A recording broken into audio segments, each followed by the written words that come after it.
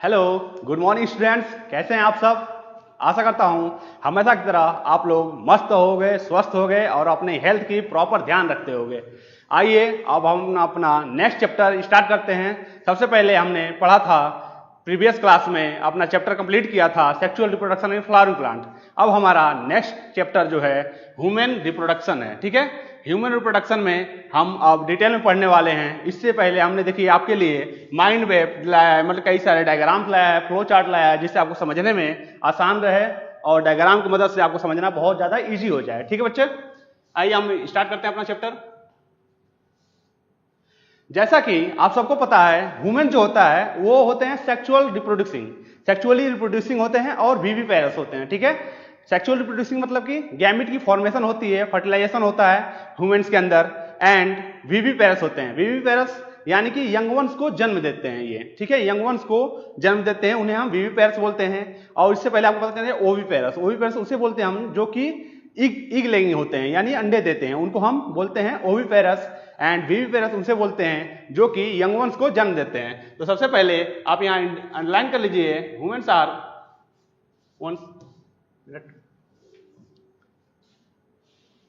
Human जो होते हैं वो सेक्सुअली रिप्रोड्यूसिंग होते हैं। एक मिनट रुक जाइए।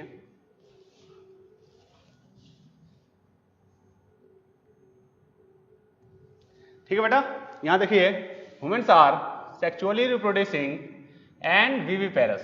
ठीक है, ह्यूमन्स जो होते हैं हमारे वो सेक्सुअल रिप्रोडक्शन को करते हैं और विविपेरस होते हैं। ठीक है, ये लाइन आपको याद होना चाहिए। सेकेंड, जो रिप्रोडक्टिव इवेंट्स होता है ह्यूमन में वो इंक्लूड करता है गैमिटोजेनेसिस मतलब कि formation of gamete in male, formation of gamete in female. तो गैमिटोजेनेसिस में हम क्या देखेंगे, फॉर्मेशन होगा गैमिट का मेल में और फॉर्मेशन होगा गैमिट का फीमेल में। तो कहां फॉर्मेशन होता है, टेस्टिस में होगा मेल के अंदर और फीमेल में ओवरी के अंदर होता है। तो आप विजुअलाइज हो जाइए, देखिए यहाँ पे टेस्टिस जो होता है मेल का, यहाँ पे होगा फॉर्मेशन ऑफ मेल गैमिट। ठीक है, यहां होगा formation of male gamete, formation of male gamete. आपको विजुअलाइज होने के लिए मैंने ये 50 अच्छी तरह बनाया है। ठीक है, फॉर्मेशन होगा यहाँ पे टेस्टिस के अंदर मेल गैमिट का पहला इवेंट है। देखो यहाँ पे गैमेटोजेनेसिस में formation of sperm in male and ovum in female. तो फॉर्मेशन ऑफ मेल गैमिट होगा टेस्टिस के अंदर और फीमेल गैमिट का फॉर्मेशन होगा ओवरी के अंदर। यहाँ पे ओवरी के अंदर होगा फॉर्मेशन ऑफ फीमेल गैमिट। ठीक है, फॉर्मेशन ऑफ फीमेल गैमिट्स।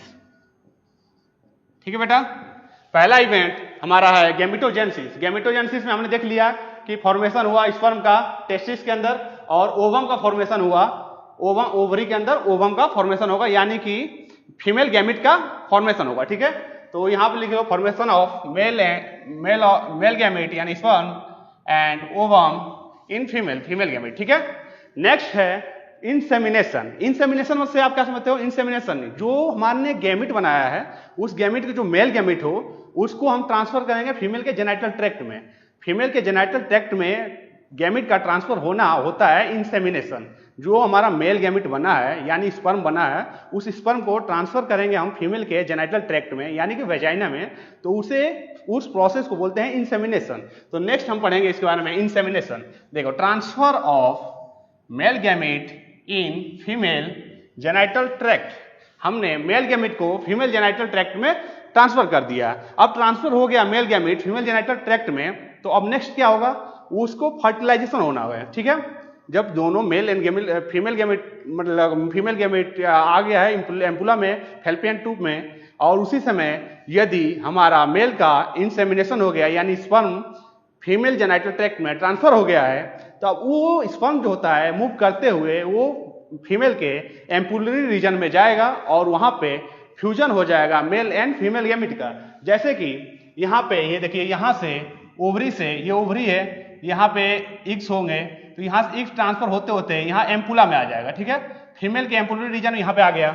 हमने क्या किया था, जो मेल का स्पर्म था उसको हमने फीमेल जेनाइटल ट्रैक्ट यानी वेजाइना में हमने स्पर्म ट्रांसफर किया था। यहाँ वेजाइना में स्पर्म को ट्रांसफर किया, स्पर्म यहाँ से मूव करते हुए यहाँ पे आएगा फीमेल के एम्पुला में, और यहाँ पे ऑलरेडी ईग प्रेजेंट है, तो फीमेल का ईग प्रेजेंट है और यहाँ पे ये स्पर्म आ गया, तो दोनों का फ्यूजन होगा, जो मेल एंड फीमेल गैमेट का फ्यूजन होगा उसे हम फर्टिलाइजेशन बोलते हैं। तो फर्टिलाइजेशन कब क्या होगा? Fusion of male and female gamete, ठीक है। तो ये जो प्रोसेस है फर्टिलाइजेशन, इसमें फ्यूजन होता है मेल एंड फीमेल गैमेट का और leading to formation of formation of zygote, और फ्यूजन के बाद क्या बनेगा? जाइगोट बनेगा, ठीक है। तो जाइगोट बन गया। अब यहाँ पे देखो फॉर्मेशन, यहाँ पे देखो फर्टिलाइजेशन होगा, फर्टिलाइजेशन के बाद फॉर्मेशन ऑफ जाइगोट हो गया, ठीक है। अब ये जाइगोट बन चुका है जो, अब इस जाइगोट में क्लीवेज डिवीजन चलेगा, जाइगोट से एम्ब्रियो बनने तक क्लीवेज डिवीजन हो चलेगा।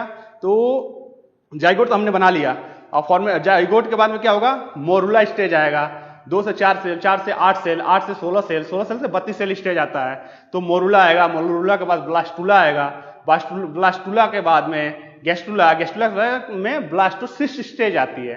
ब्लास्टोसिस्ट स्टेज में हम क्या करते हैं, ये जो मतलब कि हमारा एम्ब्रियो वो होता है ब्लास्टोसिस्ट स्टेज, उसको इम्प्लांट करते हैं फीमेल के यूटेरस में, यूटेरस के एंडोमेट्रियम में जाके इम्प्लांट हो जाता है। तो नेक्स्ट जो है प्रोसेस वो है implantation. Implantation means attachment of blastocyst in the uterine wall, attachment हो जाएगा ब्लास्टोसिस्ट का यूटेराइन वॉल में, ठीक है, उसे हम बोलते हैं इम्प्लांटेशन। समझ में आया यहाँ तक? जैसे यहाँ पे ये जो गैमेट बना था, ये जाइगोट बन गया, जाइगोट से 2 सेल स्टेज यहाँ तक आएगा, फिर 4 सेल स्टेज, फिर 8 सेल स्टेज, फिर आ जाएगा 16, फिर 32 सेल, फिर ब्लास्टोसिस्ट बनेगा जो, वो आके यहाँ पे अटैच हो जाएगा। ये फीमेल के यूटेरस से ये जो यूटेराइन वॉल है, यूटेराइन वॉल, फीमेल की यूटेराइन वॉल से ये इम्प्लांट हो जाएगा, ब्लास्टोसिस्ट स्टेज जो होगा वो इम्प्लांट हो जाएगा, और ये इस प्रोसेस को हम बोलेंगे इम्प्लांटेशन, ठीक है। यहां तो विजुअलाइज हो रहा है आप लोगों को अच्छी तरह। देखिए ये जो इम्प्लांटेशन प्रोसेस है, इसमें क्या होगा? अटैचमेंट होगा, attachment of blastocyst with the uterine wall. Uterine wall में 3 वॉल, यूटेराइन वॉल 3 होता है, पेरीमेट्रियम, मायोमेट्रियम, एंडोमेट्रियम। तो जो एंडोमेट्रियम वाला वॉल होता है, इसमें जाके ये अटैच हो जाता है, ठीक है। वॉल ऑफ एंडोमेट्रियम, यूटेरस ये है, पूरा यूटेरस दिख रहा है आपको, इस यूटेरस में जो एंडोमेट्रियम होता है, इससे जाके ये इम्प्लांट हो गया, ठीक है। इसे हम इम्प्लांटेशन बोलते हैं। इम्प्लांट हो गया तो अटैच हो गया उससे, तो इम्प्लांटेशन बोलेंगे, ठीक है। अब अटैच हो गया है तो नेक्स्ट प्रोसेस क्या होगा? अटैचमेंट के बाद में नेक्स्ट होगा एम्ब्रियो की डेवलपमेंट, तो उसे हम बोलते हैं गेस्टेशन पीरियड, जो कि 9 मंथ की हमारे ह्यूमंस में देखने को मिलता है। तो 9 मंथ की गेस्टेशन पीरियड चलता है। तो नेक्स्ट हमको देखने को मिलेगा गेस्टेशन पीरियड, जो कि 9 मंथ की होता है। तो इस गेस्टेशन पीरियड में क्या होता है? एम्ब्रियोनिक डेवलपमेंट, सारे ऑर्गन्स बनेंगे, ऑर्गन सिस्टम बनेंगे बॉडी में, लिम्स बनेंगी, डिजिट्स बनेंगी, स्किन बनेगा, सब कुछ बनेगा ये 9 मंथ के अंदर ही, ठीक है। तो हमारी पूरी डेवलपमेंट होगा जो एम्ब्रियो का, उसे हम गेस्टेशन पीरियड बोलते हैं। एंड द लास्ट वन क्या होगा? गेस्टेशन पीरियड हो गया। देखियो यहाँ पे देखो, ये अटैच हो गया था यूटेराइन वॉल से, यहाँ पे बच्चा एम्ब्रियो डेवलप होने लगा, एम्ब्रियो देखो डेवलप हो रहा है धीरे धीरे, एम्ब्रियो डेवलपमेंट होने लगा। एम्ब्रियो डेवलपमेंट के बाद में अटैच, देखो embryo attach with uterine wall, uterine wall से अटैच हुआ था, उसके बाद इसकी पूरी डेवलपमेंट हुई है, उसका प्लेसेंटा फॉर्म होकर डेवलपमेंट होगा, उसके बाद हमने क्या किया, फिर डिलीवरी, जब फुली डेवलप बेबी हो जाएगा तो प्लेसेंटा को रेप्चर करके यहाँ से डिलीवरी कर देंगे, यहाँ से बेबी डिलीवर्ड हो जाएगा, ठीक है, डिलीवर आउट हो जाएगा। तो लास्ट प्रोसेस जो फुली डेवलप्ड एम्ब्रियो है और बेबी है, उसको हम जब बाहर का मतलब निकालेंगे, यानी कि डिलीवरी ऑफ बेबी, उसे हम पार्चुरेशन बोलते हैं। तो जो लास्ट है गेस्टेशनल पीरियड के बाद में वो है पार्चुरेशन। ये हम 1 बाय 1 पढ़ेंगे। तो लास्ट स्टेप होता है वो फुली डेवलप्ड बेबी का डिलीवरी हो जाता है, ठीक है, delivery of fully developed baby is called parturition, ठीक है। यहां तक आप सब क्लियर है? सबसे पहले हम देखेंगे गैमेटोजेनेसिस, फिर इंसेमिनेशन, फिर फर्टिलाइजेशन, फिर implantation, gestation and parturition. 1 by 1 ये सब हम पढ़ने वाले हैं। अभी आपको हम इवेंट बताए थे, क्या क्या इवेंट हम इसमें पढ़ने वाले हैं, ठीक है। इसमें ये इवेंट है, पहला है gametogenesis, insemination, fertilisation, implantation, gestation and parturition. अब हम स्टार्ट करेंगे आय का, ठीक है। देखिए जो दो मतलब इसमें फीमेल में और मेल में रिमार्केबल डिफरेंसेस हैं। जो हमें याद रहना चाहिए कि फीमेल में क्या होता है कि गैमेटोजेनेसिस स्टार्ट हो जाती है at the age of embryonic में ही गैमेटोजेनेसिस फीमेल में स्टार्ट हो जाती है, लेकिन मेल में गैमेटोजेनेसिस स्टार्ट होती है एट प्यूबर्टी। प्यूबर्टी क्या होता है? जब हमारी स्पर्म फॉर्मेशन स्टार्ट होता है, प्यूबर्टी एज आती है, 10 से 12 साल के जो बच्चे होते हैं उनको प्यूबर्टी मतलब स्टेज आती है, वो स्टार्टिंग होता है अभी उनकी जो सेक्सुअल डेवलपमेंट होती है, ठीक है, तो उसे प्यूबर्टी बोलते हैं। तो प्यूबर्टी में उस समय क्या होता है कि मेल में प्यूबर्टी के समय गैमेटोजेनेसिस स्टार्ट होता है, लेकिन फीमेल में जो गैमेटोजेनेसिस होता है वो एम्ब्रियोनिक स्टेज में ही स्टार्ट हो जाता है। तो ये एक डिफरेंस है कि स्पर्म फॉर्म, देखो यहाँ पे गैमेटोजेनेसिस जो है वो स्टार्ट होता है मेल में आफ्टर प्यूबर्टी।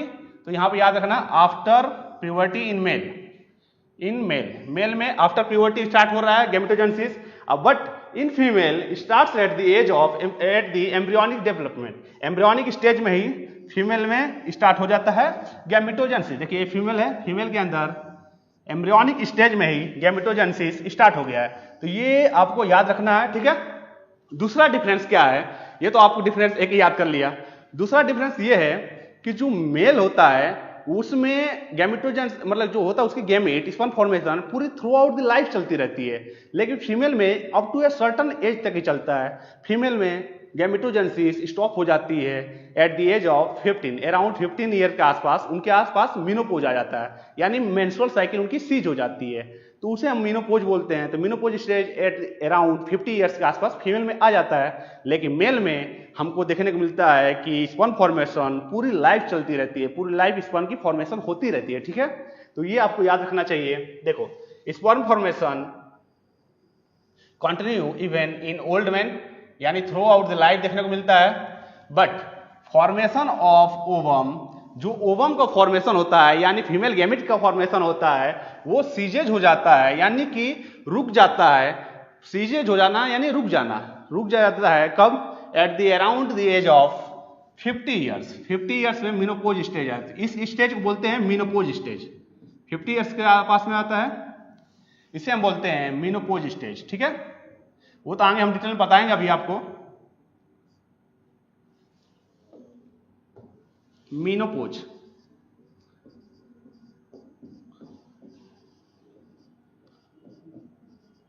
जो स्टेज होगा इसको, जो 50 ईयर के आसपास जो सीज हो जाएगा गैमेटोजेनेसिस फीमेल में, उसे मीनोपोज स्टेज कहते हैं, ठीक है। और जो स्टार्टिंग होता है मतलब मेंस्ट्रुअल साइकिल का, उसे हम मेनार्की बोलते हैं, ठीक है। ये भी याद रखना चाहिए दो चीजें। तो इसमें हमको यही आ रहा है, तो मीनोपोज, ठीक है। ये दो डिफरेंसेस आपको याद होना चाहिए, ठीक है। पहला डिफरेंस कि गैमेटोजेनेसिस मेल में स्टार्ट होता है आफ्टर प्यूबर्टी, यानी अराउंड 10 से 12 साल के बाद, और फीमेल में एम्ब्रियोनिक स्टेज में ही। दूसरा डिफरेंस कि जो मेल होता है उसमें gametogenesis through out the life चलती है, लेकिन फीमेल में गैमेटोजेनेसिस एक सर्टेन एज पे सीजेज हो जाती है यानी स्टॉप हो जाती है, उसे हम मेनोपॉज स्टेज बोलते हैं, ठीक है। नेक्स्ट हम देखते हैं, सबसे पहले चैप्टर स्टार्ट करने से पहले दो चीज और याद कर लेते हैं। सेक्स ऑर्गन, सेक्स ऑर्गन के बारे में हमारी जानकारी होना चाहिए। कुछ प्राइमरी सेक्स ऑर्गन होते हैं, कुछ सेकेंडरी सेक्स ऑर्गन होते हैं। प्राइमरी सेक्स ऑर्गन हम किन्हें बोलेंगे? उन्हें बोलेंगे जो कि हमारा फॉर्मेशन करते हैं गैमिट का, जो गैमिट फॉर्मेशन करेगा उसे प्राइमरी सेक्स ऑर्गन बोलते हैं। जो सेक्स हार्मोन बनाएंगे उन्हें हम प्राइमरी सेक्स ऑर्गन बोलेंगे। सेकेंडरी सेक्स ऑर्गन क्या करेंगे? जो गैमिट बना है उसको ट्रांसफर करने में मदद करेंगे और पैसेज प्रोवाइड कराएंगे ट्रांसफर होने के लिए, और साथ में फर्टिलाइजेशन में हेल्प करेंगे, तो उनको सेकेंडरी सेक्स ऑर्गन बोलते हैं। तो इसको हम सेक्स ऑर्गन को दो पार्ट में बांट दिए हैं। देखो सेक्स ऑर्गन, आप टेबल ऐसे बना लीजिएगा, ठीक है बेटा, इसे टेबल बना लेना आप लोग, आसान रहेगा आपको याद करने में। ये sex organ two types, primary sex organ and secondary sex organ. Primary sex organ को हम एसेंशियल सेक्स ऑर्गन बोलते हैं। एसेंशियल क्यों बोल रहे हैं? क्योंकि यहां फॉर्मेशन हो रहा है गैमिट का और कुछ सेक्स हार्मोन का। लेकिन सेकेंडरी सेक्स ऑर्गन एसेसरी बोल रहे हैं। एसेसरी इसलिए बोल रहे हैं क्योंकि ये सिर्फ पैसेज प्रोवाइड करते हैं गैमिट ट्रांसफर होने के लिए और हेल्प करते हैं हमारे फर्टिलाइजेशन में। तो यहां आप लिख लीजिए थोड़ा सा प्राइमरी सेक्स ऑर्गन के में, ठीक है। एक मिनट पेन चेंज कर लेता हूं मैं।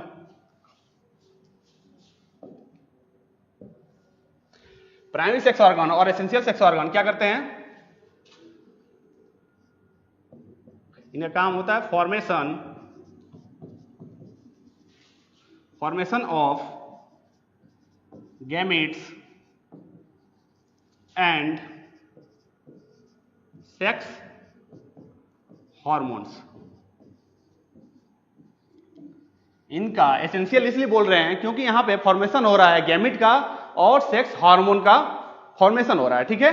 और इसमें क्या आते हैं प्राइमरी सेक्स ऑर्गन में, मेल में टेस्टिस है प्राइमरी सेक्स ऑर्गन जो कि प्रोड्यूस करेगा स्पर्म को और सेक्स हार्मोन को। सेक्स हार्मोन मेल में क्या देखने को मिलेगा आपको, एंड्रोजन। एंड्रोजन जो है उसको सिक्रेट करती है, टेस्टिस सिक्रेट करता है। तो मेल में प्राइमरी सेक्स ऑर्गन आप याद करिएगा टेस्टिस है, ठीक है। और उसके अलावा ये क्या प्रोड्यूस करेगा, sperm and sex hormone. Male में टेस्टिस जो है वो प्रोड्यूस करेगा sperm and sex hormone. Male में टेस्टिस प्रोड्यूस करेगा sperm and male sex hormone. और जो फीमेल है इसमें प्राइमरी सेक्स ऑर्गन ओवरी होती है जो कि प्रोड्यूस करेगी ओवम को एंड फीमेल सेक्स हार्मोन, ठीक है। ये क्या करती है फीमेल में, ओवरी, जो ओवरीज होता है, ओवरीज होती है, ये प्रोड्यूस करती है ओवम यानी female gamete and sex hormone. Female sex hormone और फीमेल गैमेट को प्रोड्यूस करता है ओवरी, और मेल में टेस्टिस जो है वो प्रोड्यूस करती है स्पर्म को यानी मेल गैमेट को और सेक्स हार्मोन को, ठीक है। यहां तक क्लियर है बच्चा आप लोगों को। अब आगे हम देखते हैं secondary sex organ. Secondary sex organ जो होता है एसेसरी सेक्स ऑर्गन बोलते हैं। एसेसरी क्यों बोल रहे हैं, क्योंकि ये इनका कोई मतलब गैमेट फॉर्मेशन में कोई हेल्प नहीं है, ठीक है। कोई गैमेट फॉर्मेशन में हेल्प नहीं कर रहे हैं इसलिए एसेंशियल नहीं है। एसेंशियल होते तो प्राइमरी में आ जाते। तो इनको सेकेंडरी एसेसरी क्यों बोल रहे हैं, क्योंकि ये सिर्फ पैसेज प्रोवाइड करा रहे हैं गैमेट को ट्रांसफर होने में और साथ में ये फर्टिलाइजेशन में हेल्प करते हैं। तो यहां पर भी आप लिख लीजिए provide passage, provide passage for gamete transfer and helps in fertilization। हमें फर्टिलाइजेशन कराना है तो हेल्प करेगा ये फर्टिलाइजेशन में, ठीक है। यहां तक आप क्लियर है। तो प्राइमरी सेक्स ऑर्गन देखो मेल में यहाँ पर टेस्टिस है, ये इसने बनाया हमारा मेल गैमेट। यहाँ फीमेल में ओवरी है जो कि फीमेल गैमेट बनाई है। अब ये क्या कर रही है, यहाँ से हमें देख रहे हैं कि जो यहाँ पे टेस्टिस ने बना लिया स्पर्म, यहाँ स्पर्म फॉर्मेशन हो गया टेस्टिस के अंदर। अब इसको हमको मेल में ट्रांसफर करना है यहाँ तक, ठीक है, फीमेल जेनिटल ट्रैक्ट तक। तो क्या क्या हेल्प करेगा, तो मेल में जो प्राइमरी सेक्स ऑर्गन होते हैं उसके सेकेंडरी सेक्स ऑर्गन वो हेल्प करते हैं जो गैमेट ट्रांसफर में पैसेज प्रोवाइड करते हैं। देखो यहाँ पे स्पर्म फॉर्मेशन हो गया, ठीक है। तो यहाँ से आपको इसको ट्रांसफर करना है तो कौन ट्रांसफर करेगा, यहाँ पे इपिडिडाइमिस होता है, ठीक है, इपिडिडाइमिस। ये हो गई इपिडिडाइमिस। यहां से जो है इपिडिडाइमिस ये क्या करेगी, वास्ट डिफरेंस को ट्रांसफर करेगी। देखो epididymis, vas deferens, prostate, seminal vesicle, Cowper's gland जिसको बल्बर यूरेथ्रल ग्लैंड भी बोलते हैं, एंड पेनिस, ये होते हैं मेल के एसेसरी सेक्स ऑर्गन। देखो यहाँ से इपिडिडाइमिस उठाएगी, वास्ट डिफरेंस दे देगी, वास्ट डिफरेंस जाके यहाँ पे सेमाइनल वेसाइकल को जोड़ेगा, सेमाइनल वेसाइकल प्रोस्टेट से यहाँ से लिक्विड स्लमाइनल प्लाज्म मिलेगा, और यहाँ पे सेमाइनल वेसाइकल है, देखिए सेमाइनल वेसाइकल ये है, सेमाइनल वेसाइकल के साथ में फिर ये प्रोस्टेट है। प्रोस्टेट ये गलत मार्किंग कर दिया है, देखो ये प्रोस्टेट है, ठीक है, प्रोस्टेट यहाँ पे हो गया, प्रोस्टेटिक ग्लैंड, यहाँ सेमाइनल वेसाइकल हो गया, ठीक है। अब यहाँ पे पाया जाता है आपका बल्बोयूरेथ्रल ग्लैंड, यहाँ पे दो होते हैं बल्बोयूरेथ्रल ग्लैंड जिसे कॉर्पस ग्लैंड बोलते हैं, ठीक है, कॉर्पस ग्लैंड और बल्बोयूरेथ्रल ग्लैंड बोलते हैं इसको, ठीक है। ये बल्बोयूरेथ्रल ग्लैंड लुब्रिकेशन में हेल्प करता है मतलब पेनिस के, और न्यूट्रलाइज करता है एसिड का इन यूरेथ्रल, हमारे यहाँ यूरोजेनाइटल ट्रैक्ट होता है, यूरिनोजेनाइटल ट्रैक्ट, इसलिए इसको जो यूरिन होगा उसको न्यूट्रलाइज करेगा उससे उसकी पीएच को, ठीक है।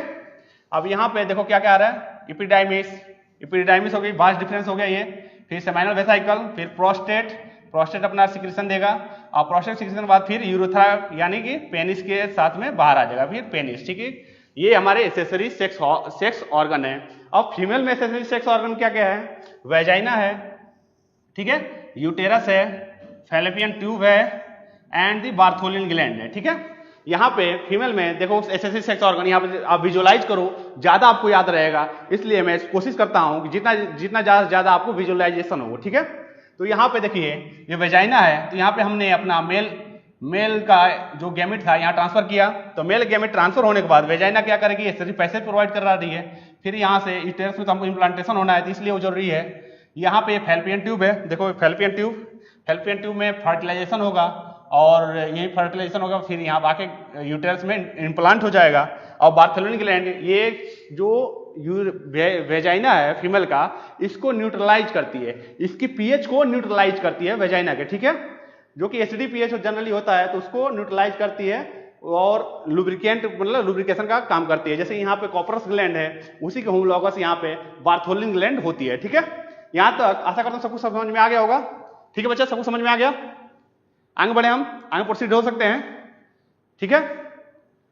Primary sex organ, secondary sex organ, ठीक है। प्राइमरी सेक्स ऑर्गन में formation of gamete and sex hormone, यहाँ पे फॉर्मेशन ऑफ प्रोवाइड पैसेज करता है गैमेट के लिए और ट्रांसफर करता है और हेल्प करता है फर्टिलाइजेशन में, ठीक है। यहां तक क्लियर है। अब आगे बढ़ते हैं, ठीक। आगे जो होता है, अब हम स्टार्ट करेंगे 1 बाय 1 करके सब पढ़ेंगे। पहले मेल रिप्रोडक्टिव सिस्टम पढ़ेंगे, उसके बाद फीमेल रिप्रोडक्टिव सिस्टम पढ़ेंगे, ठीक है। तो पहले देखते हैं हम मेल रिप्रोडक्टिव सिस्टम। जो मेल रिप्रोडक्टिव सिस्टम होता है वो होता है पेल्विक रीजन में, यानी कि एब्डोमेन के नीचे जो पेल्विक रीजन है उसे हम पेल्विक रीजन ये बोलते हैं, हमारा पेल्विक रीजन हो गया। तो इससे पेल्विक रीजन में यहाँ पे जो मेल की रिप्रोडक्टिव सिस्टम है वो लोकेटेड है, ठीक है। पेल्विक रीजन में हमारा रिप्रोडक्टिव सिस्टम लोकेटेड, ठीक है। पहला लाइन देख लो, लोकेटेड इन पेल्विक रीजन। यह इंक्लूड करता है pair of testes along with pair of testes पाए जाएंगे हमारे मेल में, और इसके साथ में क्या क्या पाया जाएगा? Accessory gland, accessory duct and external genitalia.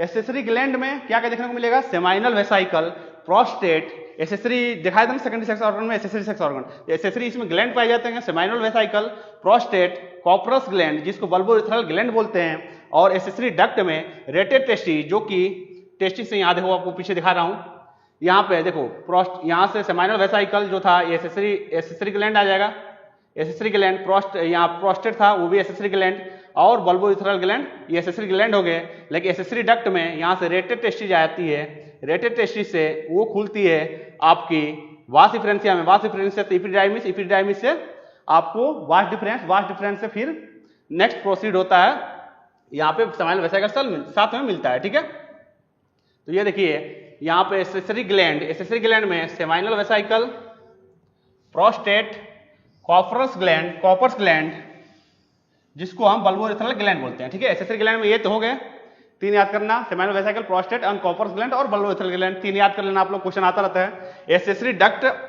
Duct में रेटेड टेस्टिज, वास डिफरेंशिया, एपिडिडाइमिस, वास डिफरेंस ये आते हैं एसेसरी डक्ट में, जो कि डक्ट करते हैं यानी कि कैरी करते हैं स्पर्म को वहां से वहां प्रोवाइड मतलब पैसेज प्रोवाइड कर रहे हैं, ठीक है। तो एसेसरी डक्ट हो गए, ग्लैंड वो हो गए जो कि हमारे लुब्रिकेशन यानी प्लाज्मा, सेमाइनल प्लाज्मा बनाते हैं। सेमाइनल प्लाज्मा में कौन कौन से बनाएगा? सेमाइनल वेसाइकल आएगा यूज में, प्रोस्टेट आएगा, कॉपरस ग्लैंड का लुब्रिकेशन में हेल्प करता है जो बल्बोइथरल ग्लैंड है, तो सेमाइनल प्लाज्मा बनाएंगे। और जो एसेसरी डक्ट हैं वो क्या करेगी? बस पैसे प्रोवाइड कराएगी, यानी ट्रांसफर करने में मदद करेगी हमारी गैमेट को, ठीक है। यहाँ तक क्लियर आप लोगों को। फिर आता है एक्सटर्नल जेनिटलिया।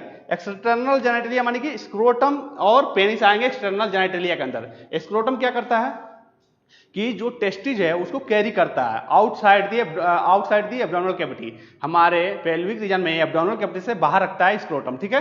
तो आगे हम देखते हैं, यहाँ पे आप अंडरलाइन कर लेना, रेटेड टेस्टिज, वास डिफरेंशिया, एपिडिडाइमस, वास डिफरेंस, ये हो गए एसेसरी डक्ट। और एक्सटर्नल जेनिटलिया में आप याद कर लो स्क्रोटम एंड पेनिस, ठीक है बच्चे। यहाँ तक क्लियर आप सबको? आगे बढ़ सकता हूं मैं? कोई तेज तो नहीं हो रहा है? ठीक है बच्चों, अच्छा।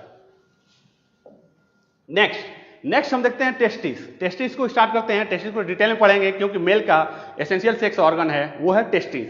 तो टेस्टिस के बारे में हम ध्यान से अच्छी तरह डिटेल में पढ़ते हैं क्योंकि यहीं पे स्पर्मेटोजेनेसिस भी होता है, तो इसको अच्छी तरह देखना जरूरी है कि क्या क्या टेस्टिस में पाया जाता है, कहाँ पाया जाता है और क्या इसका फंक्शन है, क्योंकि फंक्शन तो आपको पता है कि स्पर्मेटोजेनेसिस यहाँ पे होना है, सेक्स हार्मोन यहाँ बनना है, तो इसके बारे में देखते हैं। टेस्टिस हमारे मेल में टेस्टिस जो होता है 2 इन नंबर होते हैं और 1 पेयर होते हैं, ठीक है। टेस्टिस लिखे हैं, टेस्टिस बोल रहे हैं मतलब कि दो की बात कर रहे हैं, दोनों की बात कर रहे हैं। अगर यहाँ पे आई होता टेस्टिज बोलते तो सिंगुलर यानी कि एक की बात करते हम, तो ये ई से और आई से अब देख लीजिए, ई लिखा है यानी कि 2 की बात हो रही है, आई यहाँ पे आ जाए तो सिंगुलर आ जाएगा, तो एक की बात होगी, ठीक है। तो टेस्टिस यानी 2 इन नंबर, 2 नंबर में होंगे, यानी एक पेयर पाए जाएंगे हर एक मेल में, ठीक है।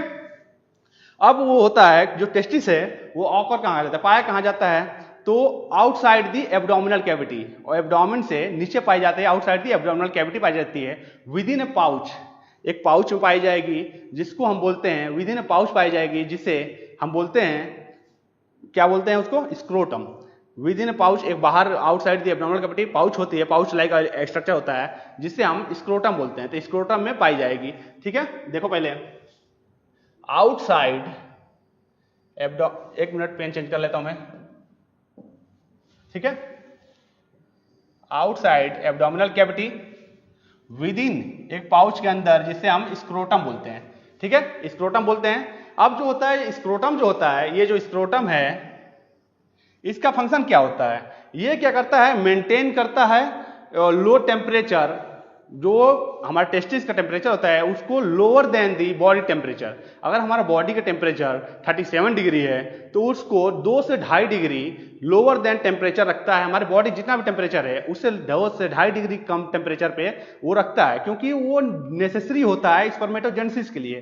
तो आपको ये याद रखना है कि कभी भी जो स्क्रोटम है वो आउटसाइड द एब्डोमिनल कैविटी पाया जाता है। दूसरी बात ये याद रखना है कि वो क्यों आउटसाइड द एब्डोमिनल कैविटी पाया जाता है, क्योंकि उसको मेंटेन करना होता है अपनी टेम्परेचर को, बॉडी टेम्परेचर से 2 से 2.5 डिग्री कम होना चाहिए। हमारा बॉडी टेम्परेचर जो है उससे 2 से 2.5 डिग्री कम टेम्परेचर रहना चाहिए, क्योंकि स्पर्मेटोजेनेसिस के लिए वो रिक्वायरमेंट होता है।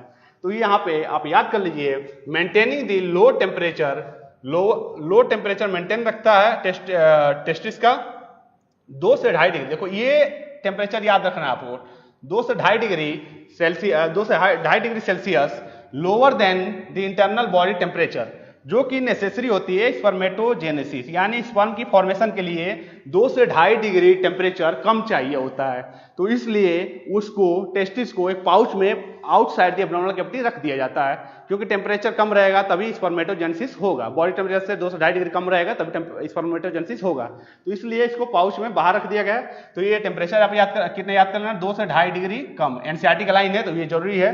क्यों रखा जाता है, क्योंकि स्पर्मेटोजेनेसिस में ये हेल्प करता है, ठीक है, स्पर्मेटोजेनेसिस में हेल्प करता है, इसलिए इसको बाहर रखा जाता है। तो ये 2 पॉइंट आप याद रखिएगा इसमें। फिर इन एडल्ट में जो टेस्टिस होता है ओवल इन शेप, टेस्टिस का शेप कैसा होता है, ओवल होता है। अभी आपको मैंने दिखाया था, यहां पे देखे ना, नेक्स्ट दिखाता हूं। यहां टेस्टिस देखो ये ओवल शेप का है, ठीक है, ओवल इन शेप पाया जाता है, ठीक है। तो टेस्टिस का जो शेप होगा ओवल इन शेप होगा, ओवल देखने को समझ में आ गया आपको, ये ओवल इन शेप में ओवल होगा, ठीक है। और जो उसका लेंथ होता है टेस्टिस की 4 से 5 सेंटीमीटर होता है लेंथ, एंड 2 से 3 सेंटीमीटर विड्थ होता है। तो इसको याद करने का तरीका क्या है, पहले विड्थ याद करो, 2 to 3 विड्थ हो गया, 4 to 5 मतलब लेंथ हो गया। तो याद करो 2 3 4 5, 2 से 3 जो विड्थ हो गई, जो कि आपको पता है कि विड्थ जनरली छोटी होती है और लेंथ बड़ा होता है, तो विड्थ जो होती है 2 से 3 हो गया, और उसके बाद 4 से 5 हो गया आपका लेंथ। तो टेस्टिस का लेंथ जो होगा 4 से 5 हो जाएगा, और विड्थ जो होगा 2 से 3 हो जाएगा, 2 3 4 5, 2 3 4 5 याद करोगे तो आपको आराम से याद हो जाएगा, ठीक है। तो यहाँ पे लेंथ जो है 4 से 5 सेंटीमीटर एंड विड्थ 2 से 3 सेंटीमीटर, ठीक है। अब जो होता है इस टेस्टिस है 250 कंपार्टमेंट, 250 कंपार्टमेंट, जिसको हम टेस्टिकुलर लोब्यूल बोलते हैं। हर एक टेस्टिस में 250 कंपार्टमेंट पाई जाती है, जिसको टेस्टिकुलर लोब्यूल बोलते हैं या टेस्टिकुलर कंपार्टमेंट बोलते हैं, ठीक है। टेस्टिकुलर लोब्यूल कितने होते हैं, 250 कंपार्टमेंट। तो ये भी याद करना है, इच टेस्टिस मतलब एक टेस्टिस में 250 कंपार्टमेंट पाए जाएंगे, ठीक है। तो एक टेस्टिस, इच टेस्टिस, देखो ये लाइन याद जरूर रखना है, इच टेस्टिस हैव 250 कंपार्टमेंट। ये याद करना कितना नंबर में, 250। ये भी क्वेश्चन आपका आता है हर साल अल्टरनेट ईयर में, 250 कंपार्टमेंट, जिसको टेस्टिकुलर लोब्यूल बोलते हैं, ठीक है बच्चों। इसको हम टेस्टिकुलर लोब्यूल बोलते हैं। यहां तक क्लियर आप लोगों को, ठीक है। अब ये जो है इन कंपार्टमेंट जो होता है 250 कंपार्टमेंट, हर एक कंपार्टमेंट में 250 कंपार्टमेंट है, तो हर एक कंपार्टमेंट में आपको 1 से 3 इस पर क्या आपको देखना सेमनीफेरस ट्यूब्यूल देखने को मिलेगा, जो कि हेल्प करता है स्पर्मेटोजेनेसिस में। तो हर एक कंपार्टमेंट में 250 कंपार्टमेंट है, 250 कंपार्टमेंट में हर एक में मतलब 1 से 3 हाईली क्वाइल्ड सेमनीफेरस ट्यूब्यूल पाई जाती है। तो याद करना आप लोग कि 1 to 3 highly coiled seminiferous tubule पाई जाती है। हाईली क्वाइल्ड होना चाहिए, कितना होना चाहिए 1 से 3। तो ये डाटा आप लोग याद होंगे क्योंकि डाटा ही आता पूछता है आपसे। 1 से 3 हाईली क्वाइल्ड सेमनीफेरस ट्यूब्यूल पाई जाती है, जिसको हम बोलते हैं सेमनीफेरस ट्यूब्यूल। ठीक है, सेमनीफेरस ट्यूब्यूल हो गया। ठीक है, हाईली क्वाइल्ड सेमनीफेरस, सारे पॉइंट यहां से क्वेश्चन आते हैं। ठीक है, स्क्रोटम का भी आप स्क्रोटम के बारे में भी याद रखिएगा। ठीक है, ओके बच्चों, ये सारे पॉइंट आप लोगों को रेडी होना इंपॉर्टेंट है। सबसे क्वेश्चन आते हैं, तो ये आप लोगों को यहां तक पूरा क्लियर होना चाहिए। ठीक है बच्चों, आगे नेक्स्ट हम देखते हैं। नेक्स्ट देखिए, जो टेस्टिस होती है वो कवर की जाती है डेंस कवरिंग से। टेस्टिस का कवरिंग जो होता है वो डेंस होता है। डेंस कवरिंग कनेक्टिव टिश्यू होती है जो कि डिवाइड करती है टेस्टिस को 250 कंपार्टमेंट में, जिसको ट्यूनिका एल्ब्यूजिनिया बोलते हैं। ठीक है, ये देखो जो टेस्टिस है हमारा, इसको कवर किया जाता है डेंस कनेक्टिव टिश्यू की कवरिंग होती है। डेंस कवरिंग जो कनेक्टिव टिश्यू होती है, dense connective tissue, dense connective tissue की कवरिंग है, जिसको ट्यूनिका एल्ब्यूजिनिया बोल रहे हैं। ठीक है, यहां तो क्लियर आपको। ट्यूनिका एल्ब्यूजिनिया डेंस ये क्या करती है, 250 कंपार्टमेंट में टेस्टिस को बांट देती है। देखो 1 कंपार्टमेंट, 2 कंपार्टमेंट, 3 कंपार्टमेंट, ऐसे है ना। तो ये 250 कंपार्टमेंट होते हैं, और हर एक कंपार्टमेंट में ये सेमनीफेरस ट्यूब्यूल 1 to 3 होती है। 1 to 3 होती है एवरी कंपार्टमेंट में। ये एक कंपार्टमेंट में एक को दिखाया है, लेकिन 1 से 3 हाईली क्वाइल्ड, देखो क्वाइल्ड है, हाईली क्वाइल्ड हो गया। तो लाइन आपको याद होने के लिए सबसे अच्छा विजुअलाइज हो गया कि हाईली क्वाइल्ड है सेमनीफेरस ट्यूब्यूल। 1 से 3 सेमनीफेरस ट्यूब्यूल है जो कि हाईली क्वाइल्ड है, और ये जो कवरिंग होती है उसको हम बोलते हैं ट्यूनिका एल्ब्यूजिनिया, जो कि डेंस कनेक्टिव टिश्यू की बनी होती है। ठीक है, यहां तो क्लियर है आपको। अब यहां पे टेस्टिस में आपको याद करना है, पैसेज भी देखना है। ठीक है, ये देखिए, इस testis covered with A dense, वही बातें लिखा है जो मैंने समझा दिया, dense sheath of enclosing outer tough capsule, enclose करता है, आउटर टफ कैप्सूल बनाता है, जो कि कोलेजिनस कनेक्टिव टिश्यू का होता है, जिसके हम बोलते हैं ट्यूनिका एल्ब्यूजिनिया। ये हो गई हमारी tunica albuginea. Dense connective tissue है, कोलेजिनस टिश्यू है, जो कि कवर कर रही है टेस्टिस को। ठीक है, और 250 कंपार्टमेंट में उसको बांट रही है। ठीक है बच्चों, यहां तक ठीक है।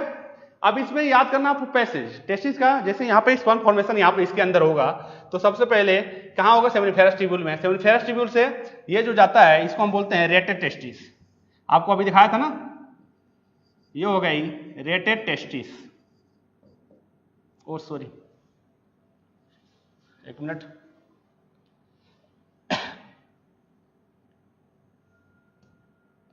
रेटे टेस्टिस, ये हो गई हमारी रेटेड टेस्टिस हो गई। ठीक है बच्चों, रेटेड टेस्टिस हो गई। अब रेटेड टेस्टिस से ये जो जाएगा कहां पे जाएगा, वास इफ्रेंसिया। ये है वासा इफ्रेंसिया, वासा इफ्रेंसिया,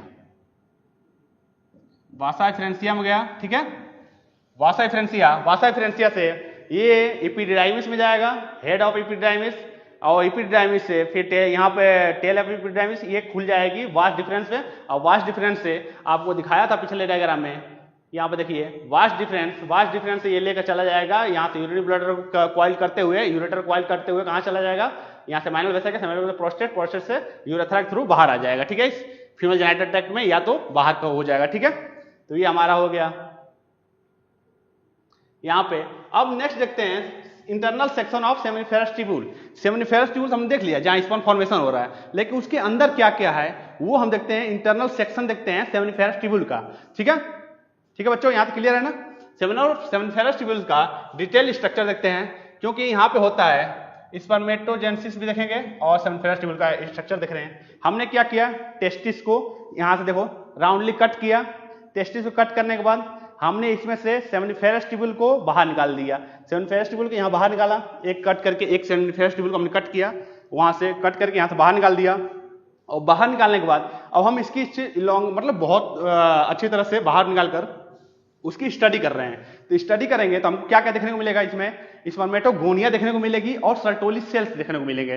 तो सर्टोली सेल्स और स्पर्मेटोगोनिया, तो सर्टोली सेल्स क्या करेंगी, प्रोवाइड कराएंगी न्यूट्रिशन टू दी जो प्राइमरी स्पर्मेटोसाइट्स हैं, सेकेंडरी स्पर्मेटोसाइट्स हैं, स्पर्म फॉर्मेशन में जो प्राइमरी स्पर्मेटोसाइट्स और सेकेंडरी स्पर्मेटोसाइट्स हैं उनको न्यूट्रिशन प्रोवाइड कराएगी सर्टोली सेल्स, नरिशेस करती है स्पर्म सेल्स को, ठीक है। और जो स्पर्मेटोगोनिया है वो क्या करेगी, देखो यहाँ पे स्पर्मेटोगोनिया पाई जाती हैं, इससे पहले का हमारे में एनसीईआरटी में नहीं दिया तो यहाँ पर ना ध्यान दो। यहाँ पे स्पर्मेटोगोनिया है, यहाँ पर विजुअल हो रहा है आपको सही से, स्पर्मेटोगोनिया, यहाँ देखो स्पर्मेटोगोनिया एनसीईआरटी का भी डायग्राम है। स्पर्मेटोगोनिया, स्पर्मेटोगोनिया से इसमें माइटोटिक डिवीजन होगा तो प्राइमरी स्पर्मेटोसाइट्स बन गया। ये देखो माइटोटिक डिवीजन यहाँ हुआ, माइटोटिक डिवीजन होगा, माइटोटिक डिवीजन के बाद में बना प्राइमरी स्पर्मेटोसाइट्स। अब प्राइमरी स्पर्मेटोसाइट्स में फिर मियोसिस फर्स्ट चलेगी, जो प्राइमरी स्पर्मेटोसाइट्स थी वहां पे मियोसिस फर्स्ट चलेगी। मियोसिस फर्स्ट चलने के बाद बनेगा हमारा सेकेंडरी स्पर्मेटोसाइट। देखो मियोसिस फर्स्ट यहाँ पे आ गई, प्राइमरी स्पर्मेटोसाइट मियोसिस फर्स्ट, तो एक से प्राइमरी स्पर्मेटोसाइट्स दो सेकेंडरी स्पर्मेटोसाइट्स बन गए। देखो सेकेंडरी स्पर्मेटोसाइट्स दो बन गए, यहाँ पे भी विजुअलाइज करो, ये प्राइमरी यहाँ स्पर्मेटोगोनिया था, ये प्राइमरी स्पर्मेटोसाइट्स आ गए, प्राइमरी से फिर देखो यहाँ सेकेंडरी स्पर्मेटोसाइट्स हो गए। अब सेकेंडरी स्पर्मेटोसाइट्स में फिर सेकेंड मियोटिक डिवीजन चलेगी, सेकेंड मियोटिक डिवीजन और बनेगा स्पर्मेटिड, ठीक है। सेकेंड मियोटिक डिवीजन के बाद में देखो 4 स्पर्मेटिड सेल बन गए, दो सेकेंडरी स्पर्मेटोसाइट से उनसे 4 स्पर्मेटिड बन गए। और 4 स्पर्मेटिड्स के बारे में ये स्पर्मेटिड बाद में देखो इसमें जो सेकेंडरी स्पर्मेटोसाइट्स हैं उसके बाद स्पर्मेटिड जो बने हैं, इन स्पर्मेटिड्स में आपको साइटोप्लाज्म देखने को मिल रहा है, बहुत ज्यादा साइटोप्लाज्म देखने को मिल रहा है। साइट में देखो यहाँ पे लिखा है स्पर्मेटिड साइटोप्लाज्म, ये साइटोप्लाज्म है एक्स्ट्रा जो है ये साइटोप्लाज्म, इस साइटोप्लाज्म को रिमूव किया जाएगा मैच्योर समय जब सर्टोली सेल से निकल के, और उसके बाद स्पर्मेटिड जो क्या होगा इसको मैच्योर किया जाएगा। मैच्योर होने के बाद में इसमें से जो साइटोप्लाज्म है, एक्स्ट्रा साइटोप्लाज्म है जो काम का नहीं है, इसको रिमूव कर दिया जाएगा। एक्स्ट्रा साइटोप्लाज्म को रिमूव करेंगे और जब एक्स्ट्रा साइटोप्लाज्म को रिमूव कर देंगे तो स्पर्म की मोटिलिटी बढ़ेगी और स्पर्म फर्टिलाइजेशन की कैपेसिटी बढ़ेगी। तो इसलिए हमने एक्स्ट्रा साइटोप्लाज्म को हटा दिया। अब ये जो है यहाँ पे देखो स्पर्म में यहाँ साइटोप्लाज्म नहीं दिख रहा है, यहाँ पे देखो तो ये जो है स्पर्म, ये मैच्योर स्पर्म है, ठीक है। मैच्योर स्पर्म देखो यहाँ पे लिखा है, ये मैच्योर स्पर्म आ गया जिसमें साइटोप्लाज्म एक्स्ट्रा नहीं है, तो यहाँ मैच्योर स्पर्म बन गया। यहाँ से स्पर्म का ये हेड था जिसमें साइटोप्लाज्म दिख रहे थे, लेकिन साइटोप्लाज्म हमने हटाकर यहाँ पे मैच्योर स्पर्म बना दिया, ठीक है। मैच्योर स्पर्म में ऊपर साइड में एक्रोसोम होता है जो कि आगे हम पढ़ेंगे, जो कि फर्टिलाइजेशन में हेल्प करता है। जब स्पर्म के स्ट्रक्चर देखेंगे उसमें हम अच्छी तरह आपको डिटेल में फिर इसको भी अच्छी तरह स्पर्म का स्ट्रक्चर जब देखेंगे तो उसमें बताएंगे कि हेड होता है, मिडिल पीस होता है और टेल होता है। तो उसके बारे में हम नेक्स्ट लेक्चर में स्पर्म हेड और बाकी चीजों को नेक्स्ट लेक्चर में डिटेल में और अच्छी तरह पढ़ेंगे, ठीक है। यहां तक आज का क्लास खत्म होता है बेटा, इसको आप लोग रिवाइज कर लीजिएगा। जो जो मैं बात बोला हूं कि जो मतलब इंपॉर्टेंट था उसको आप पढ़ के आइएगा अच्छी तरह और रिवाइज करके आइएगा कि नेक्स्ट आगे समझने में आपको आसानी हो। ऐसे ही मैं कोशिश करूंगा कि आपको हर क्लास में अच्छी तरह विजुअलाइजेशन के लिए, ऐसे विजुअलाइज करने के लिए अच्छे से डायग्राम लेकर आऊं और जिससे आपको समझना आसानी हो जाए और पढ़ने में भी आसानी हो, ठीक है। नेक्स्ट आप खुशी खुशी पढ़ें, आपका चैप्टर यहीं तैयार हो जाए। विजुअलाइजेशन होती है तो आपको तैयारी अच्छी तरह होती है, आपके दिमाग में परमानेंट बैठ जाता है चीजें। तो इसलिए मैं कोशिश करूंगा कि आपको PPT के थ्रू हर चीज अच्छी तरह समझाऊं और पढ़ाऊं, ठीक है बच्चों। ऑल द बेस्ट, पढ़ते रहिए, मस्त रहिए, खुश रहिए और हमेशा अपने चेहरे पे स्माइल बना कर रखिए, ठीक है बच्चों। Happy, all the best.